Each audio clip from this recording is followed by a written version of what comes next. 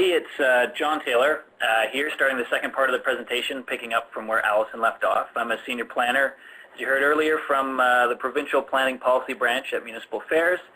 And I'm going to be going through the second half of the presentation, and following that, we'll be having a Q&A session. So,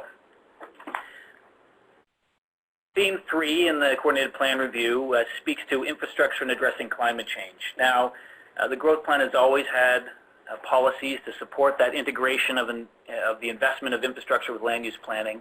But one of the key goals of this Coordinated Plan Review is to really strengthen that alignment of land use planning and infrastructure to help realize long-term cost savings, produce more vibrant communities, and increase long-term sustainability of the Greater Golden Horseshoe.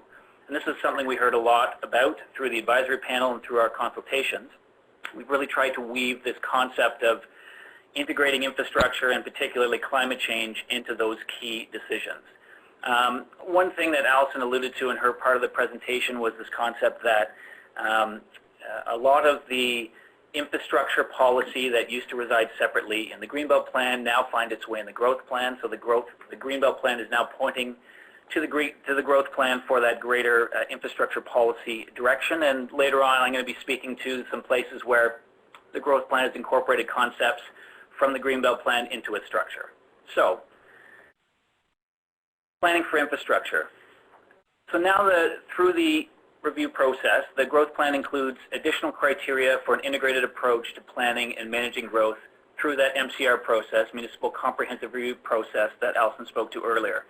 And in particular, it's including considering the full cycle cost of infrastructure and public service facility assets, and identifying options to pay for costs over the long term.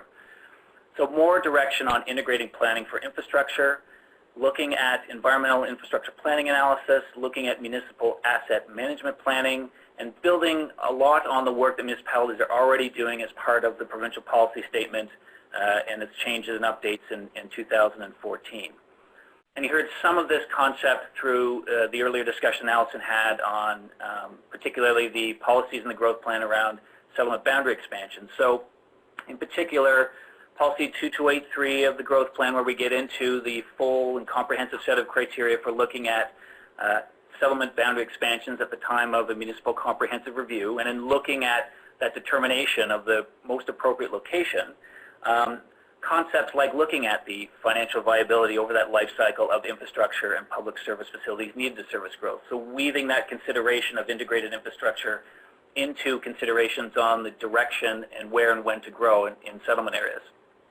Looking at aligning water and wastewater master planning and stormwater master planning. So looking at ensuring that your infrastructure from a water wastewater point of view, from a stormwater management point of view, is done at a master plan level and encompassing all of the concepts and requirements you need to understand, and looking at and considering the potential for expanding and what directions you're looking at in expanding a settlement boundary. Also looking at environmental assessments for settlement areas that are serviced by inland lakes, rivers, or groundwater. And I'll be speaking a bit more to that in a moment. So again, it's that recognition that there are multiple planning processes going on anytime, particularly when you're looking at settlement boundary expansions, and ensuring that we are looking at all of these in an integrated approach. In particular, weaving in climate change considerations as part of that, and I'll get to that in a moment, but understanding that there is a nexus between climate change and infrastructure, and that you need to understand how climate change will impact that overarching planning for infrastructure. And these plans and studies in an integrated fashion that we're speaking to may be undertaken jointly or concurrently, again, to inform and support that integrated planning process. So master planning is a key concept in the terms of integrated planning. Climate change. So this is something that's obviously become very important in the more recent history with the government's Climate Change Action Plan and other announcements. We've tried to weave it as best we can into the fabric of all of the plans. And so there's some high-level policy actions as well as some specific policy direction that we've put into all of the plans. Some of the high-level actions, policy directions that we've spoken to in the plan speak to contributing towards addressing climate change. There's concepts like building complete communities, which Allison was speaking to earlier, helping to reduce greenhouse gas emissions and working towards that concept of a low carbon community. Enhancing stormwater management and stormwater master planning, which in part as well, part of that stormwater management and master planning will be looking at using green infrastructure and low impact development techniques, again to accommodate for the impacts of climate change. Looking at things like watershed planning and water-related infrastructure master planning, again weaving in those concepts of how to adapt and plan for the effects of climate change. Decisions on transit planning and investment, which help to contribute overarchingly towards provincial greenhouse gas emissions and reduction targets. And as Allison spoke to, again, that comprehensive set of stronger criteria for settlement boundary expansions to help support the protection of natural heritage, water resource and agricultural systems, all of which contribute to carbon sequestration and again help to mitigate the impacts of climate change. In the Oak Ridge Moraine and the Greenbelt Plan, they've always had sort of a backbone of in a broader sense of climate change in them in terms of them being focused or a backbone in both of a natural heritage system. But there are other requirements in the Greenbelt and Oak Ridge Moraine Conservation Plan requiring stormwater master plans to be informed by watershed planning, requiring stormwater management plans, as well as looking at weaving in green infrastructure and low impact development techniques into that. Again, this concept of assessing infrastructure risks and vulnerabilities and identifying actions to address those climate change impacts through municipal asset management planning. So those are part of the package of higher level policy actions in all of the plans to look at and address climate change. More particularly in the growth plan and the Oak Ridge Moraine Conservation Plan and Greenbelt Plan point to the growth plan for the more technical policy direction. But in 4.2.10 of the growth plan, there are policies that speak to requiring municipalities to establish interim and long-term targets for greenhouse gas emission reductions, as well as completing greenhouse gas emission inventories and developing community energy and emission reduction plans. So there's some more tangible municipally directed policy in the growth plan in 4.2.10 that speaks to addressing the impacts of climate change. And helping to underlie and provide some further information on this, MOECC is working on guidance by the end of 2017 to help municipalities do things like establish those GHG inventories, set targets, and help to develop community energy and emission reduction strategies. So those are part and parcel of the high-level policy actions as well as the more specific policy actions in the plans to help address climate change. The next chunk of changes revolve around water and wastewater servicing. So in the growth plan, there are more specific direction around municipal water and wastewater systems needing to be planned and designed and constructed based on a comprehensive master plan. Again, this concept that master planning needs to underpin those larger, bigger dollar infrastructure decisions. And this master plan, as part of it, needs to demonstrate things such as no negative impacts on water quality and quantity, not exceeding the concept of assimilative capacity of the system that's going to be the receiving body for that, and again, looking at this concept of full life cycle costs, so looking at the full totality of costs of that system. Another aspect to some of the water and wastewater servicing policies, and again, this is for the most part in the Greenbelt, we've now taken key water and wastewater servicing policy and it's incorporated into the full set of policies in the growth plan. But one aspect that was taken from the Greenbelt Plan is now woven into the growth plan is this concept of a policy of no new expansions to Great Lakes servicing except in limited circumstances such as public health or emergency situations. So we've woven this policy concept from the Greenbelt Plan into the growth plan, but in doing so we've had to tweak it a bit to recognize those the particular concept of the context of the GGH. So in applying this, we've provided some flexibility for large cities that may require Great Lakes servicing in the future so that those settlement areas can continue to grow and serve as a focus for accommodating growth in the GGH.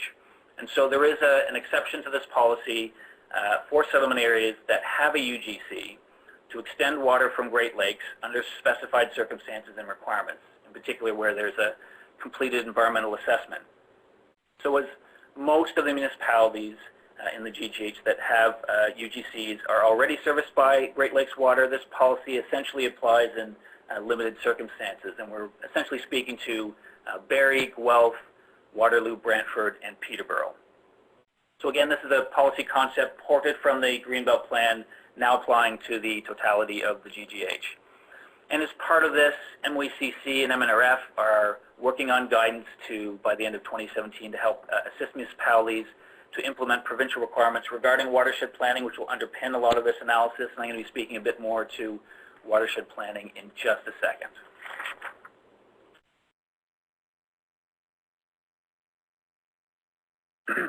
So stormwater management. So the other sort of key aspect of infrastructure. We've just spoken to water and wastewater planning. Stormwater management is the next key aspect of it. And again, these concepts of master planning and adapting and providing resilience for climate change are woven through it. So stormwater management, stormwater master plans and management plans help to support an integrated approach to planning by ensuring that municipalities consider the impacts of growth and climate change on urban runoff and determine how to accommodate additional stormwater volume, contaminant loads, and impacts to those receiving water courses from projected growth. The overarching policy direction for stormwater management is now found in the growth plan, and the Greenbelt Plan and Oak Ridge and Moraine point to the growth plan in that respect. There are still some particular and specific stormwater management and water and wastewater policies in those two plans, Greenbelt and Oak Ridge and Moraine. But as mentioned, the growth plan also requires this stormwater master plan to help inform that feasibility and location of settlement boundary expansions that I was speaking to earlier. The growth plan also requires stormwater management plans to help support proposals for large-scale development by way of secondary plans, plans of subdivisions, etc., and that's both inside or outside settlement areas. And again, as I mentioned earlier, we're weaving this concept of looking at requirements for green infrastructure and low-impact development techniques as part of stormwater master plans and stormwater management plans, again, to help support increasing resilience to climate change. Now, one key policy difference in the Greenbelt Plan that you won't find in the growth plan in regard to stormwater management is a policy that we've worked on to help clarify a bit, and it's a policy that applies only to those Greenbelt fingers. So those are those thin portions of the Greenbelt that follow those major river valleys coming down from the main body of the Greenbelt and coming up to the existing urban area in the inner ring. And in those Greenbelt fingers, what we've done to recognize some of the, first of all, to recognize the unique context there where this is parts of the Greenbelt where there'll be significant urbanization going up on either side of them. So that's the Vaughns and the Markhams of the world, for instance. So we're recognizing that unique context. The second reason for this policy is to recognize in part, the breadth of new stormwater management and the more naturalized stormwater management techniques and facilities that are out there. So in these Greenbelt fingers, naturalized stormwater management systems may be permitted within the minimum buffers of only the feature that is the significant valley land feature. So all stormwater management systems still must remain a minimum of 30 meters from all rivers or streams and must remain entirely outside of any other features or their minimum buffers, but there is some limited flexibility for naturalized stormwater management facilities in the buffer of significant valley land features where they are naturalized stormwater management and in those Greenbelt fingers. So that's a particular policy that's specific to the Greenbelt. And again, MWCC is working on providing a low-impact development technical manual. Should be released by the end of 2017, again, to provide some guidance and further flesh to the bones of helping to implement these broader policies on stormwater management.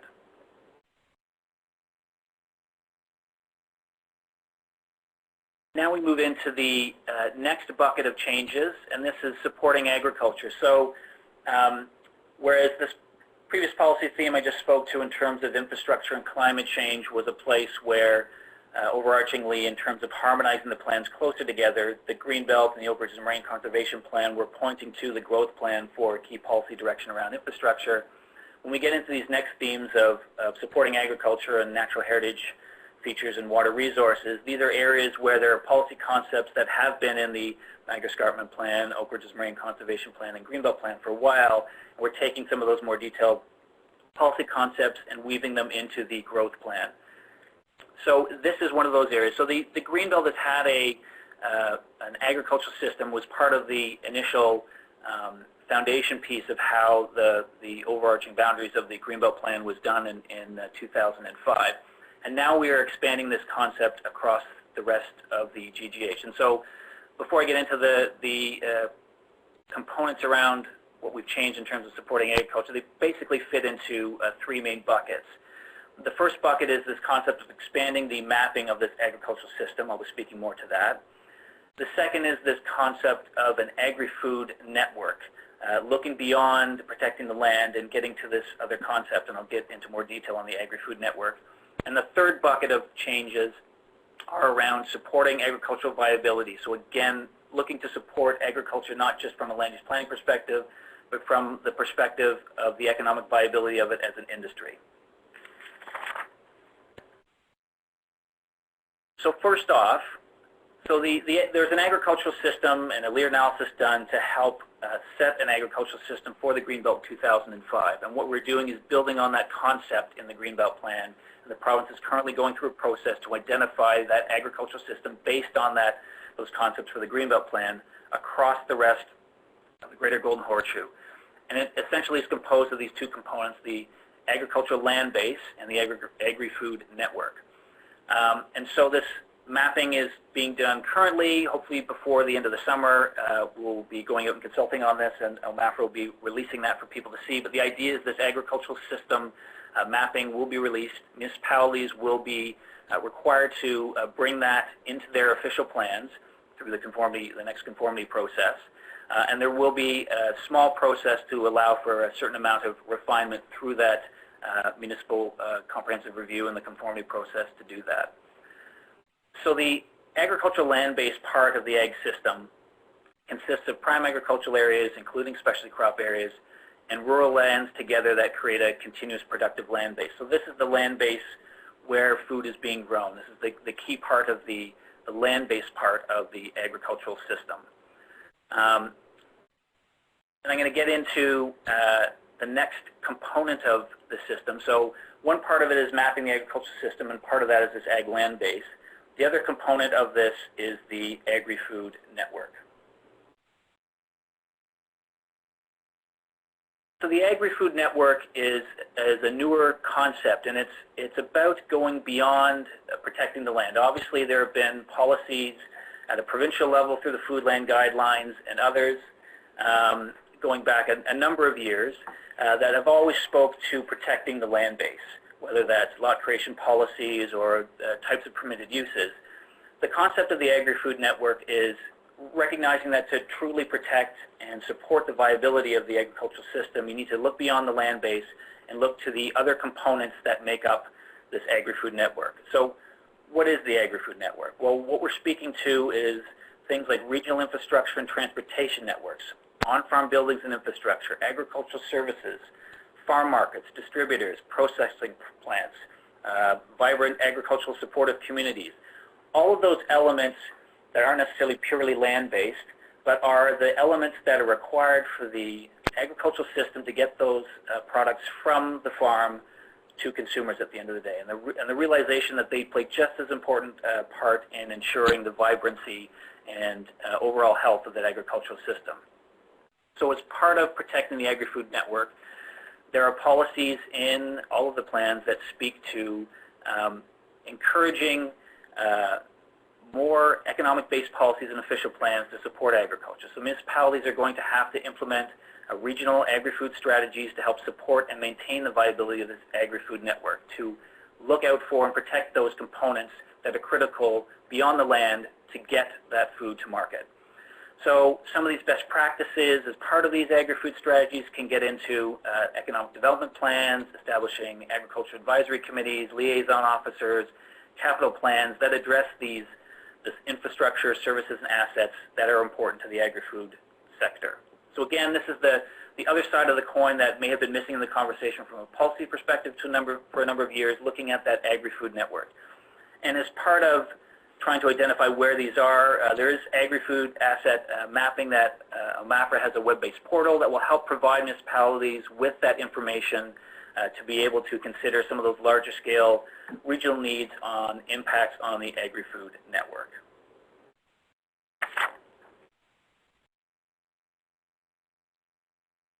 So those were the first two buckets of changes in terms of supporting agriculture, the expansion of that agricultural system beyond the Greenbelt across the GGH, and the second bucket being this new concept of protecting for and supporting and encouraging this agri-food network. The third bucket is really agricultural viability, and there's a number of subcomponents to that. And the first one about agricultural viability is this concept of agricultural impact assessments. And these have been around for a while, but we are now explicitly requiring them in all of the plans in certain circumstances. So agricultural impact assessments, or AIAs, are studies that help to evaluate potential impacts of non-agricultural development on agricultural land, farm operations, and that agri-food network. And ultimately they come up with recommendations to firstly avoid, and if that's not possible, to minimize or mitigate any of those adverse impacts of non-agricultural development on agricultural operations. So all of the plans now have requirements for agricultural impact assessments where mineral aggregate operations or infrastructures are going through prime agricultural areas. So that's a new policy threshold and policy test. Previously, the growth plan didn't explicitly contain requirements for AIAs, but did speak to mitigating impacts on agriculture from settlement expansions. And now, as you heard earlier from Allison in terms of the comprehensive set of policy tests in 2283 of the growth plan in terms of settlement boundary expansions, the growth plan policies now require the preparation of an agricultural impact assessment in support of determining the most appropriate location and direction for growth through a settlement boundary expansion. And again, this concept applies to the Greenbelt, as the Greenbelt and Oak Ridge and Moraine both point to the growth plan for that broader settlement boundary and settlement growth and development policy infrastructure. One other key difference, or a smaller difference, of the Greenbelt to the growth plan is the Greenbelt explicitly requires agricultural impact assessments where non-agricultural uses are inserted into prime agricultural areas. The Greenbelt plan goes into a little bit more detail about the permitted uses in prime agricultural areas, and when those limited non-agricultural uses that can find themselves in prime agricultural areas are permitted, they have to go through an agricultural impact assessment to assure there are not any impacts on those existing agricultural operations.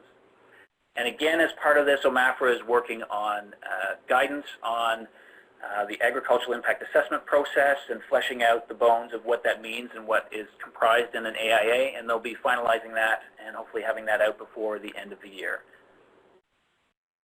So the next bucket on agricultural viability is around uses in the agricultural system. So when the PPS came out in 2014, it provided direction on a broader suite of permitted uses, again to help support the viability of the agricultural system, and in doing so, balancing the need to ensure that permitted non-agricultural uses do not negatively affect agricultural operations. So some of these concepts that came through the PPS 2014 and have now been incorporated across all of the plans are uses such as the concept of on-farm diversified uses. So these are things like home industries, home occupations, agritourism, and these are all to be secondary to the principal use of the agricultural operation and generally limited in area. Another concept is agriculture-related uses. So that came through in the PPS and is now woven into all the plans. And agriculture-related uses, we're speaking to those commercial and farm-related industrial uses directly related to the farm operations. They don't have a limitation per se on area, and they can serve the broader farming community. So that's the next component of a wider range of uses. And then in terms of the definition of agriculture uses, the PPS came up with a new definition, and we've woven that definition through all of the plans. And the tweak there was to recognize some of the importance of some other value-retaining uses on the farm, things like storage, cleaning, drying, grading. Those are all activities now that are explicitly permitted in terms of agriculture uses. So first off, as part of this was recognizing that expanded set of uses that came through the PPS 2014 changes. The next chunk of this is that despite having these permission for these new uses, they still have to ensure that they themselves are compatible with existing operations and will not hinder existing agricultural operations. And then the third part to this is really we've added some clarity around the requirement for when non-agricultural uses are being proposed adjacent to existing agricultural operations. We made it clear it's the responsibility of that non-agricultural use to do the mitigation. That imposition is not on the existing agricultural operation. So that's sort of the second bucket of changes around agricultural viability, that wider breadth of uses in the agricultural system. And the final bucket in terms of agricultural viability is a number of policy tweaks and changes across the plans to strike a better balance between supporting agriculture and natural feature and water protection. There was a lot of input over the coordinated plan review and the consultation sessions we did over the past number of years, and we heard a lot from the agricultural community around trying to find a better balance between promoting agriculture yet still finding and upholding the principles of protecting natural features and hydrologic features. And so one change to do that was in and around the policies in the Greenbelt, now in the growth plan for the first time, and in the Oak Ridges Moraine Conservation Plan as well. And this is this concept where normally in and around identified natural heritage or hydrologic features, you have to stay out of the feature, and within 120 meters of that feature, you would normally trigger off an environmental impact study or a natural heritage evaluation. And so what we've done with this policy is to say where it's a new agricultural building and structure and it's coming within that 120 meters where normally you'd have to do that study, we're removing the requirement for that study, provided in advance that new agricultural building or structure provides a 30-meter buffer from all of the features. So if in advance they provide that 30-meter buffer, that mitigates the need to do an environmental impact study or a natural heritage evaluation. So that was the rebalancing of the agricultural interests with the protection of features and functions. There's still no development within that 30-meter buffer for many of those features, and there's still requirements for best management practices for agricultural operations in and around those features. But that was sort of one balancing of policy interests that we provided to help support agricultural viability across all the plans. And that applies in Oak Ridges and Moraine, Greenbelt, and the growth plan. A second subset was, that sort of builds onto that, was to recognize the unique circumstances down in the Niagara Peninsula tender fruit and grape area, to recognize some of the unique planting conditions that are there in terms of lot fabric and the intensity of agriculture down there, and to recognize that over time a lot of the water courses down there have been significantly modified by man. And so a policy that just applies to the Niagara Peninsula tender fruit and grape area is a policy that can allow new agricultural buildings and structures as close as 15 meters away from permanent and intermittent streams, but it's subject to a number of criteria.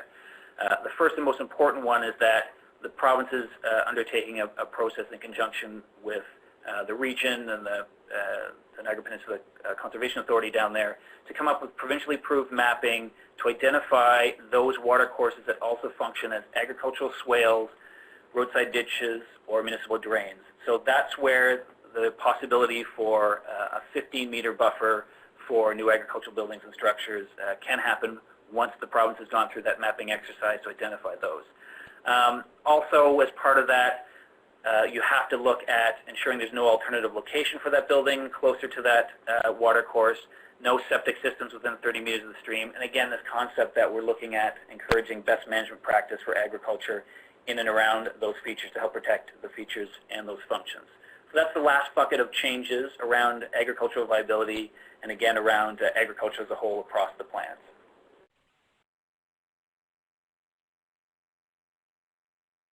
So moving to the next sort of large theme, protecting natural heritage and water. Obviously the Niagara Escarpment Plan, the Greenbelt Plan, the Oak Ridges Moraine Conservation Plan were built on these concepts of protection of natural heritage features and functions and hydrologic features and functions, and that was sort of a core component of it. And the growth plan itself had, for the most part, deferred to the PPS and the Greenbelt Plan for explicit protection of those things. And what we've done now, this is another area or policy area where some of those core concepts, policy concepts in Oak Ridges Moraine and Niagara Escarpment Plan in Greenbelt are now being migrated in detail into the growth plan.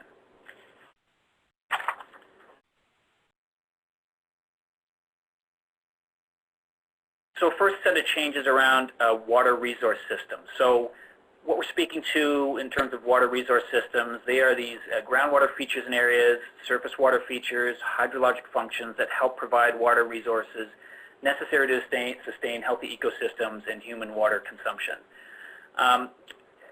Essentially what we're looking at is going beyond some of the detail in the PPS in terms of the importance of watershed planning to provide a basis and rationale for making broader decisions on growth, on protecting features, on a number of policy areas. And so the concept is that municipalities are going to be required to identify these water resource systems. A lot of that work has already been done and is underpinned by source water protection that's been going on for a number of years now.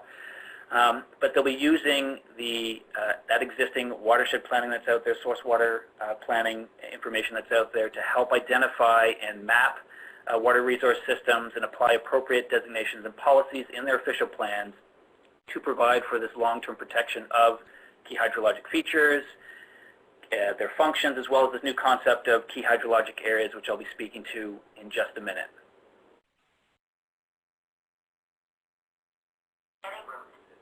So a key concept here around watershed is around watershed and sub-watershed planning really being a cornerstone of a number of other processes that the plans require. So this is a diagram that my colleagues in OGS prepared, and I think it helps to summarize relatively succinctly the importance of watershed planning being at the basis of a number of things. So you can see watershed planning is informed by watershed planning, or its equivalent is there in the center of the diagram, and the arrows radiate outwards towards the types of planning and policy documents that are required to be informed by that. So moving from left to right, you've got concepts about watershed planning, providing a basis for looking at coordinated planning for potable water, stormwater, and management systems, at being informing and being the basis upon decisions on settlement boundary expansions and the allocation of growth, being a cornerstone for water and wastewater master plans, for looking at newer expanding infrastructure, for underpinning and helping to inform stormwater master plans,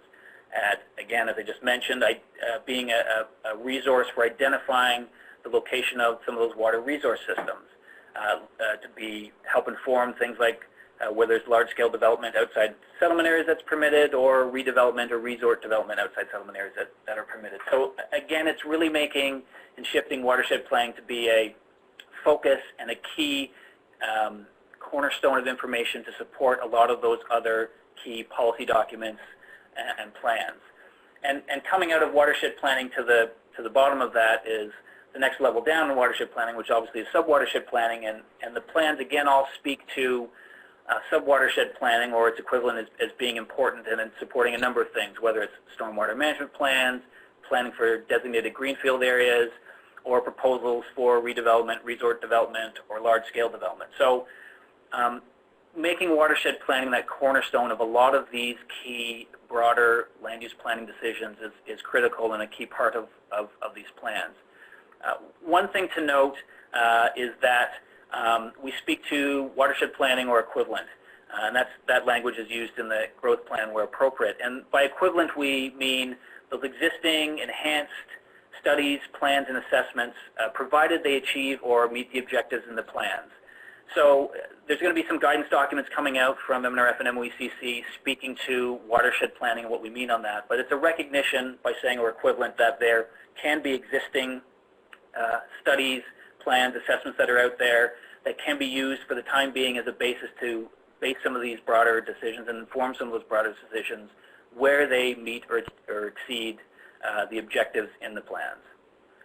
So again, putting watershed planning and sub-watershed planning really as a cornerstone of broader land use planning decision making. Moving on to the natural heritage system. So analogous to what we are proposing to do with the agricultural system, where it was done originally in the Greenbelt Plan, we're now expanding that across the Greater Golden Horseshoe. The same concept is being done with the natural heritage system. The Oak Ridge Moraine, to some extent, and certainly entrenched for the first time in 2005 in the Greenbelt, we created and mapped a provincial scale for this area, scaled natural heritage system. And we are taking that natural heritage system, and like we are with the agricultural system, bringing it out and expanding it across the entirety of the GGH and the growth plan area.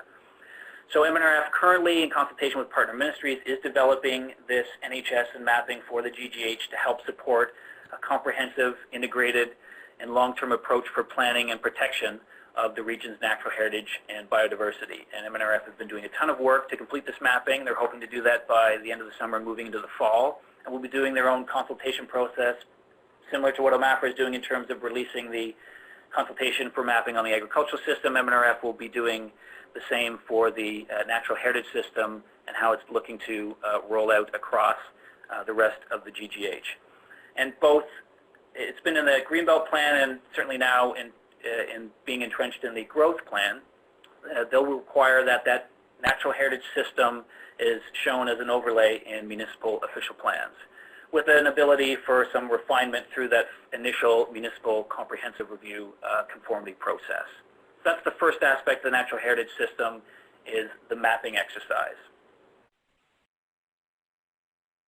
As part and parcel of porting over and expanding on the NHS system mapping the Greenbelt across the GGH and into the growth plan area, we're also bringing over the natural heritage system policies that run with that mapping.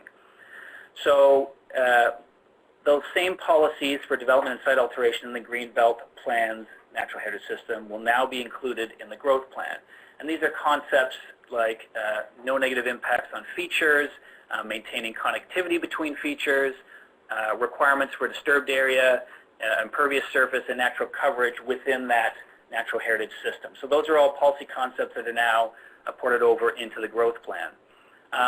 One key difference in implementing a natural heritage system in the growth plan is where in the Greenbelt Plan we explicitly prohibit settlement boundary expansions into the NHS. The growth plan policy direction vis-a-vis natural heritage systems is to avoid where possible. So through that comprehensive set of settlement boundary expansion tests, if through that there's settlement boundary expansion that incorporates a natural heritage system that's been mapped, they will be, the natural heritage system mapping will no longer be subject to the growth plan natural heritage system policies, but that mapping for that NHS won't be lost. They'll still be mapped in that municipal official plan in their local municipal protective designation. And the Niagara Escarpment Plan, just to sort of point to that, like the Oak Ridge and Moraine Conservation Plan, they were built at a different time, but they both have a backbone of essentially a natural heritage system. The Oak Ridge and Moraine Conservation Plan still maintains its natural core, natural linkage designations, which function essentially as a mapped natural heritage system, and the Niagara Escarpment Plan was built around its core, most protective designations of escarpment protection and escarpment natural, which again also essentially function as a natural heritage system, but those designations remain unchanged. The final concept in porting over natural heritage, aside from the overarching natural heritage system mapping and the natural heritage system policies, the policies, and these have been in the Niagara Escarpment Plan and to a great extent in the Oak Ridge and Moraine Conservation Plan and Greenbelt Plan for a number of years, is this concept of the protection of key natural heritage features and key hydrologic features. And this is this policy concept that there's a list of identified features, things like significant wetlands, woodlands, areas of natural and scientific interest, and the like, that there's a feature, almost no development is permitted with very few exceptions within the feature itself. There's a minimum buffer around those established, more often than not, 30 meters, and then a 120-meter area of influence around that, within which any site alteration development will be required to do an environmental impact study or a natural heritage evaluation to determine if there will be any negative impacts on that feature or whether or not those buffers need to be changed. So we've not only ported over the natural heritage system mapping and rolling that out across the GGH, and we've ported over the natural system policies around disturbed area, impervious surface, and the like. We've also ported over the policy concept of protecting for features and their functions by extremely limiting any type of development in the feature itself, providing a minimum vegetation protection zone or buffer around that, often 30 meters, and then providing a trigger within which site alteration development will be required to do natural heritage evaluation and environmental impact study. So that concept has been brought over into the growth plan as well. So moving on, this is a new concept for the first time in all of the plans. Key hydrologic areas. So this really comes out of the work that's been done for a number of years around source water protection and planning. comes out of the work that MOECC and the government has funded over the years to look at and get a better understanding of below the ground what needs to be protected in terms of groundwater features and functions. So this concept of key hydrologic areas is now being imported for the first time into both the Greenbelt Plan and the Growth Plan. And so previously both those plans didn't explicitly contain policies around these key hydrologic areas. And so what are these key hydrologic areas we're talking about? Well, these are significant groundwater recharge areas, highly vulnerable aquifers, and headwaters areas. So those are the key hydrologic areas that are going to need to be mapped and policies to protect them done through, based on and informed by watershed planning and incorporated into municipal official plans. So effectively the policies that run with those key hydrologic areas is for, and there's two different triggers in both the plans, but where that trigger is tripped over, and I'll speak to them, the policies speak to establishing criteria for development and site alteration, and when planning, design, and construction practices are required in those areas. So in the growth plan, the trigger is large-scale development. So where large-scale development, for example, by way of plan of subdivision is being proposed in the growth plan, or major development is the trigger in the Greenbelt Plan. That's more often than not a footprint of 500 square meters or greater. That's when planning, design, and construction practices to protect and demonstrate no impacts on those hydrologic features and functions of those key hydrologic areas are required. So this is a new policy concept. There's two slightly different triggers for those planning, design, and construction practice requirements in the growth plan versus the Greenbelt. And in the Greenbelt, because of the sort of broader application of that threshold and this trigger for a requirement of planning, design, and construction practices, there is an extra policy in the Greenbelt that speaks to, for agricultural buildings and structures that end up qualifying as major developments, who have that footprint of greater than 500 square meters, where the total impervious surface for that operation is less than 10%, they're not required to go through that planning, design, and construction practice exercise. So that was just another balancing of agricultural viability and interest with protection of natural features and functions. So key hydrologic areas, this is a new concept for the first time in the Greenbelt Plan and in the Growth Plan. So moving into the home stretch now, implementation. Obviously, implementation is critical. We've made a lot of key policy changes and moved a lot of policy yardsticks across the plans. And implementation is a critical component of making sure that that gets worked out and finds its way on the ground on a day-to-day basis in municipal official plans and as decisions on planning applications are made. So you heard from Allison before that there's going to be this, generally speaking, a 5-year window for municipalities to bring their official plans into conformity to bring into these new policy concepts into their official plans. You've also heard a lot from me and Allison about there's a lot of supplementary direction, whether it's mapping, land needs assessment, whether there's a lot of guidance documents that are being proposed out there on a host of topics that are all going to be coming out in the near future to again help to bridge the gap between the policy direction we're looking at and how we want that to play out on the ground. So the first component of that is performance measurement. So all of the plans in various ways, shapes, and means have had policies around performance management. The Niagara Escarpment Plan has been doing performance measurement for a number of years in their plan. The Oak Ridge Moraine Conservation Plan and the Greenbelt Plan in 2015, at the same time as the Growth Plan, we all issued our first set of performance indicators on how well the plans were working across a number of policy themes. So it's something that's been in the plan since the beginning. What we've done or what we've changed this time around is to recognize that in 2017, there's just that much more data out there. The world of open data is big and important, and there's a lot of information across province, municipalities, and stakeholders that we can all use and share to get a better understanding of how these policies are working on the ground. So the policies, the performance measure policies across the plans have been aligned, and they speak to new concepts such as the minister issuing reporting requirements, data standards, or guidelines to specify how municipalities should use data or information to help monitor and report on the implementation of all the various plans. As well, another concept, or refining the concept, that the minister can require municipalities to provide certain data information to the minister to collate it and report it at a broader level. Again, just sort of a recognition of some of the good work we've all been doing. We got a lot of support from municipalities over the past number of years in collecting some more granular official plan data, and that's all been helpful across the board to help us better understand how these policies apply on the ground. So performance measurement is moving forward, going to be a key area of implementation for all of the plans, and data is at the core of that, and we've made some changes to the policies to help reflect the new open data world that we're working in now.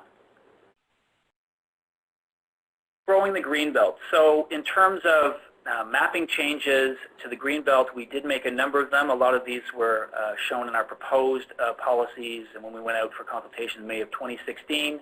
And ultimately, in terms of changes to the Greenbelt map, we added in 21 new urban river valleys and associated wetlands along the shore of Lake Ontario, particularly on the eastern end of Durham.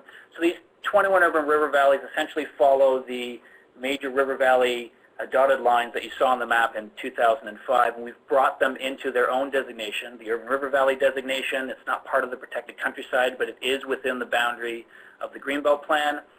We did that through a simple or generalized 60-meter boundary from the water's edge on either side of those water courses where they go from Lake Ontario up to the body of the Greenbelt. So we've added 21 new urban river valleys in that urban river valley designation, which for the most part applies only to publicly owned lands and provides a number of broad objectives, but effectively defers to municipal official plan policy guidance for what happens in those urban river valleys. We also added 4 parcels of land in Hamilton and Niagara around Book Road and Nebo Road, as well as lands in the southern part of the town of Grimsby and Lake Gibson and Thorold. We also made a parcel addition in Halton Hills to reflect the boundary of the Glen Williams hamlet. So across the board, we've added something in the range of 10,000 hectares of land through the 21 urban river valleys and those 5 parcels.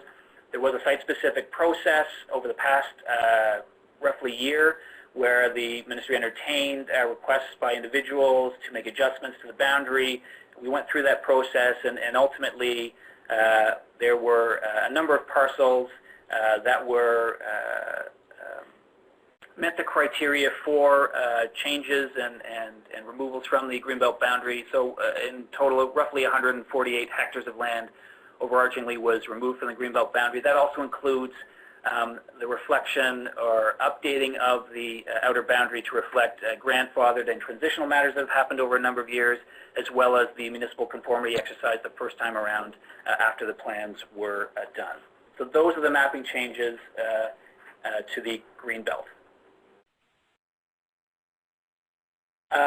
Finally, you haven't heard a ton about the Oakers Moraine Conservation Plan or the Niagara Escarpment Plan, and that's because for the most part, the core principles and policy thrusts of those documents remain the same, but there were some key changes.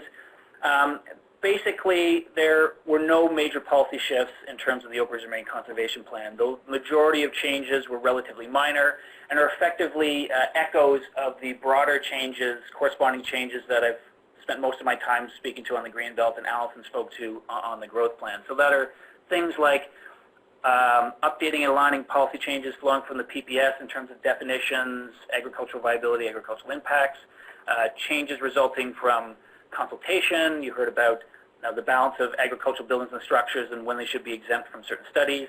And again, this concept of harmonizing and aligning as best we can across the plans, particularly for broader urban growth and development policy direction. The Oakers Moraine Plan now points to the growth plan. So those are the key policy changes for the Oakers Moraine Conservation Plan. There were a few relatively minor land use designation mapping changes, and they're basically in 3 buckets. Changes to reflect, again, grandfathered or transition matters. There was a board hearing in North Leslie in particular that we had to reflect. Changes to incorporate and update settlement boundary mapping. Again, from that initial conformity exercise, we had to follow that through. And again, the original ORM map from 2002 just needed some changes to the base mapping to reflect more current information. Finally, moving on to the Niagara Escarpment Plan. It may be last, but it's certainly not the least in our set of policy documents. So in terms of policy changes to the Niagara Escarpment Plan, they're really sort of in two buckets. There were changes or updates to reflect some of these new agricultural concepts, things like on-farm diversified uses and other tweaks to recognize the importance of agriculture and to provide that flexibility to enhance the viability of agricultural operations across the Niagara Escarpment Plan. So that's sort of the first bucket of relatively small changes to reflect the importance of agriculture and ripple through those changes around agricultural viability. The second bucket effectively was bringing the Niagara Escarpment Plan's policy concepts around the list of key features to be protected up to date and more closely in line with the PPS, the Greenbelt Plan, and the Growth Plan. So those are the key policy changes. Finally, when we get to mapping changes, really the core mapping changes here were to reflect that the original mapping from the Niagara Escarpment Plan comes from dates from 1985. There were some changes needed to the escarpment natural, escarpment protection, escarpment rural designations, in part to reflect better and more updated base and geographic information system base mapping from 2017, but also just to reflect things that have happened over the past 30 years in terms of natural changes, plantings, and so on and so forth. So for the most part, that was the core of the changes to the Niagara Escarpment Plan land use designation mapping. And finally, the Niagara Escarpment Plan, different from the Greenbelt, Oak Ridges, Moraine, and Growth Plans, has the ability for people to directly apply for amendments to it. The Niagara Escarpment Commission went through over 60 submissions and requests for amendment. They considered those. A number were approved, some were refused, some were deferred or withdrawn, and those were incorporated into any of those broader mapping changes and policy changes.